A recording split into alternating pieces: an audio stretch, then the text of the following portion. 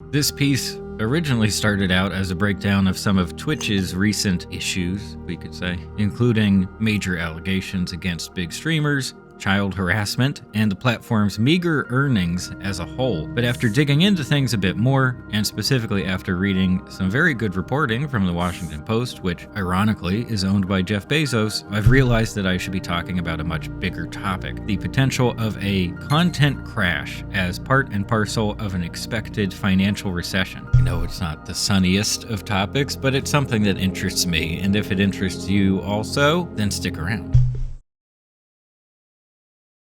Hi there, my name is Mike. The channel is called GL, and I talk about media studies topics including reviews, media theory, and a bunch of other stuff. So before we get into predicting the future, let's get a sense for the current situation. Economists are anticipating a recession to varying degrees. I won't be getting into detail on all of that. It's beyond the scope of this channel. But just know that there's a distinct possibility that the US will be heading into a recession sometime next year. During a recession, most companies need to cut expenses, which could take the form of layoffs, reduced marketing budgets, or decreased spending in just about any department. A lot of us experienced the recession of 2007-2008. On a practical level, it's difficult, but it's not the end of the world. So that's that. A lot of companies are currently cutting back or looking to cut back in the near future if the need arises. Got it. Okay, but hang on. Aren't there typically certain industries that have historically been resistant to recessions? And isn't one of those industries entertainment? Yes, it is. And how do I know? Because they talked about it on the Sopranos the one time. And I don't want to hear about the economy either. I don't want to hear it. What two businesses have traditionally been recession-proof since time immemorial? Certain aspects of show business and our thing. But hang on again, because as analysts have pointed out, the entertainment landscape is vastly different to what it was during the last recession. Specifically, digital entertainment is a thing now. The idea of a professional content creator wasn't really a thing at all back in 2008, and today it very much is a thing across numerous platforms. So in other words, the creator economy that we know and love, or maybe that we know and tolerate, hasn't gone through something like this before, so we don't really know how it's gonna fare. It's also worth noting that the image a lot of people have of professional creators is very different from the reality. We tend to really only see the smallest portion of high-level creators and all their money and their excess and influence, and we assume that that's how it is when you really hit it big. In reality, the majority of professional creators don't earn nearly that much. Those high-level creators we tend to see so much of because they have a massive reach represent a tiny,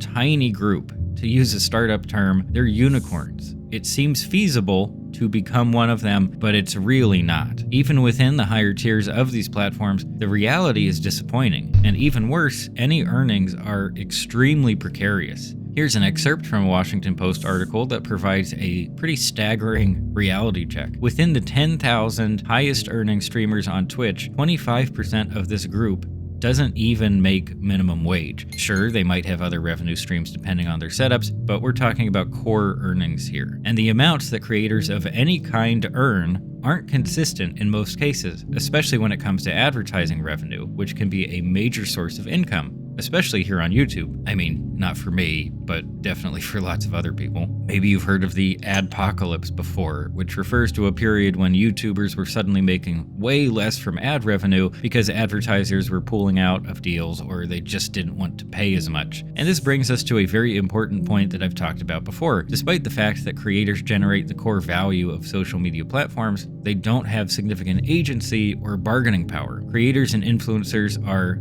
extremely replaceable, even the big famous ones. And when a workforce is very easy to replace, then that workforce doesn't have a lot of power, and it might not get a meaningful say in big decisions that might affect the livelihoods of its individual members. Let's say that workforce tries to do some collective bargaining, like in the form of a union. Well, it takes a lot of work to get to that point in the first place, and even if a union forms, it's still not a guarantee of equitable treatment. No matter what kind of content creation we're talking about, it's all facilitated by massive, world-altering tech companies that don't have great track records when it comes to ethics or respecting their users. And all the signs are telling me that, in the near future, creators will have even less power than they do now. There might even be restrictions on who's allowed to be a creator, but I'll get to that a bit later on. So part of the Twitch news that I wanted to talk about originally is that the platform has decided to alter their payouts to streamers. They're still paying streamers, of course, but they're basically trying to pay the big streamers less. Previously, there was this incentive for extra large streamers where they would eventually get 70% of the revenue that they generated rather than the normal 50-50 split. Twitch is essentially eliminating that offer.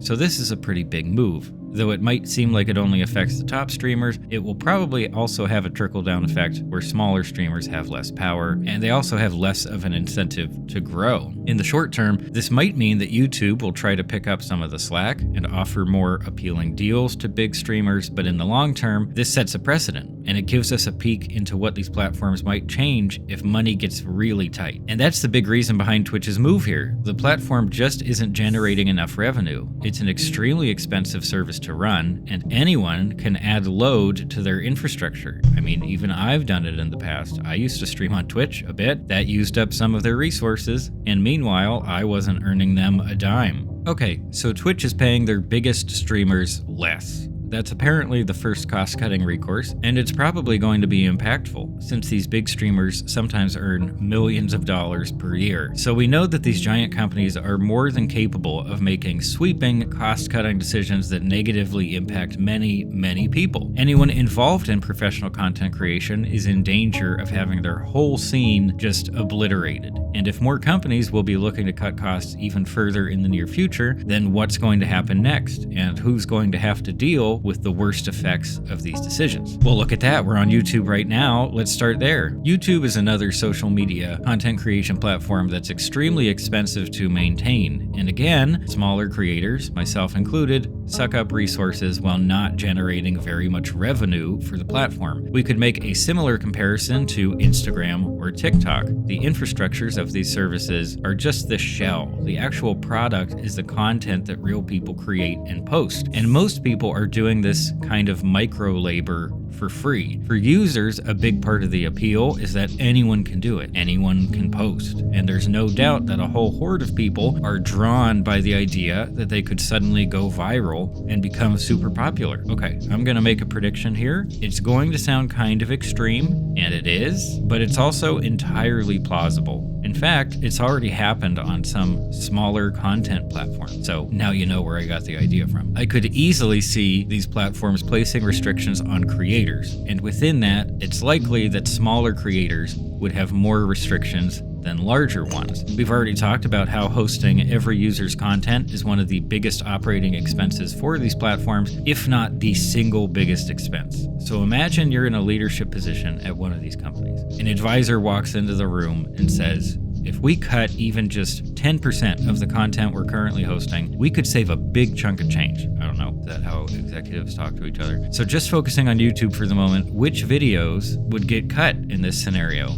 It's not going to be the 10 million view video about an influencer covering their private jet in vegan whipped cream. It's going to be teeny tiny videos from small channels like mine or from channels that haven't been active in a long time. We could see a situation where smaller videos will only be hosted on the site for a set amount of time. Let's say like 5 years. Or maybe you'll have to pay a subscription fee to make a creator account that allows you to upload in the first place. Or maybe you only have a set amount of time during which you have to reach a certain threshold for views or subscribers. Maybe lower value creators will have strict upload limits. And this stuff isn't just possible. Some of it is already happening. Vimeo and SoundCloud are two platforms that place tons of restrictions on users who aren't willing to pay a subscription fee, and it didn't used to be that way. Vimeo in particular has multiple account tiers, each with its own set of unlocked features and upload limitations. These are smaller platforms than Twitch and YouTube, obviously, so it makes sense that they would go this route before the big boys do. And I can guarantee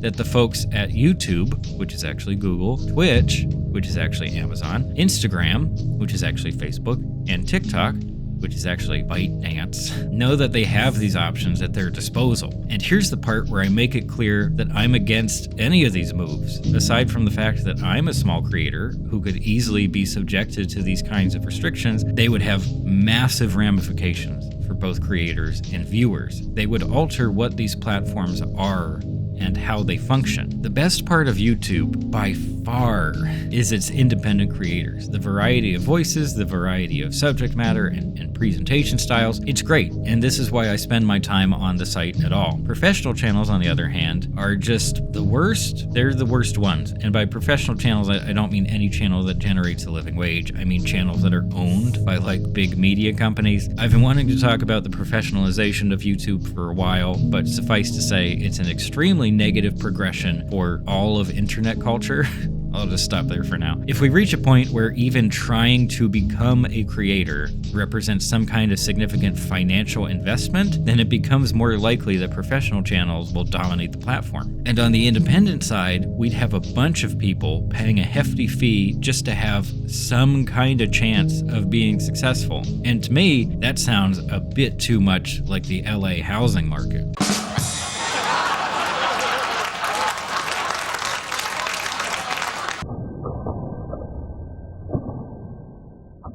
While trying to make it through some short-term financial trouble, these companies just might permanently alter the character and value of their platforms. Again, it's all just speculation, but I'm depressed by how likely a lot of this feels. I think we're rushing toward the end of the first era of content creation. In a worst-case scenario, these might become platforms where all content creation is driven only by financial gain. Yes, it's already a factor, and a pretty big one, but there's also a lot of stuff here that only gets made because someone really wanted to make it. And if I've learned anything from talking about work from giant Hollywood studios, it's that prioritizing financial gain above all else leads to less creative, less original, and less interesting media. Pretty big conclusion this time around, huh? I feel like I've been building up to this one for a while. Obviously, I could be wrong about a lot of this, or most of this, but it's something to think about, regardless of whether you're a creator, a viewer, or both. And hey, for the moment, we can appreciate what we have. In addition to all the junk, there's just a lot to like on these websites. As a thanks for watching this whole video, here's this. That's all for now. Thanks for stopping by.